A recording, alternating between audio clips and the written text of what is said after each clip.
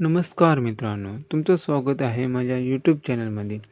मी दिनांक 16/5/26 या दिवशी गेट टुगेदरसाठी डहाणू तालुक्यातील धुमकेत या गावी जाण्यासाठी जो रस्ता आहे, तिथे एक वाडी आहे. तिथे आम्ही सर्वजण जमलो होतो.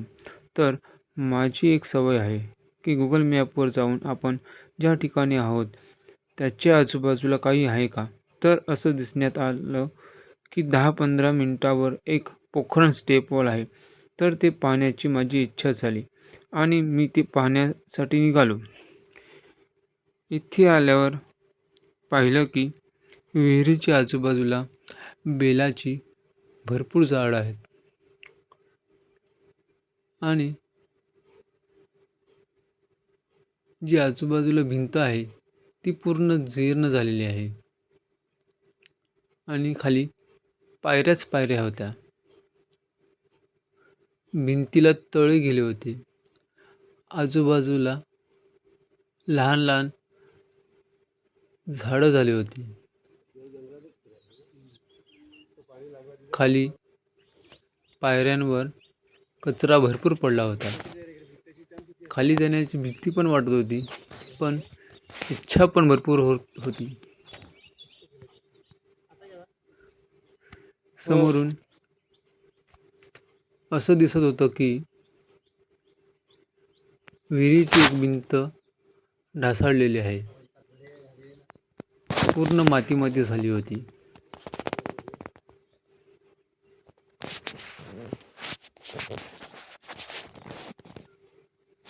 भिंतीला तळे गेले होते.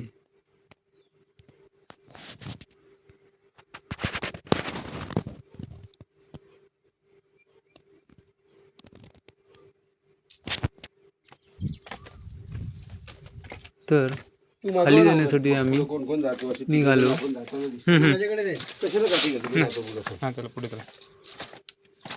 माझ्या पुढे राजेंद्र भाऊ, सचिन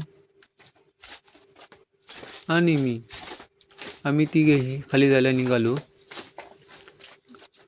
खाली जात असताना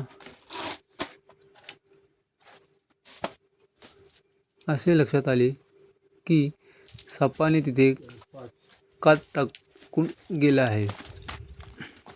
वर चढल्यावर पाहिलं की विहीर पूर्ण सुटलेली आहे. विहिरीचा काही भाग विहिरीमध्ये खाली पडलेला आहे. विहिरीच्या आजूबाजूला बेलाची भरपूर झाडं आहेत, तीही मोठमोठी. असं वाटत होतं की भिंत ही कधीही अंगावर पडू शकेल.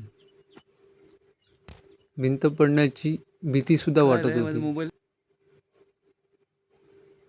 कारण की ही विहीर किती वर्षापूर्वी आहे हे आम्हालाही माहिती नाही.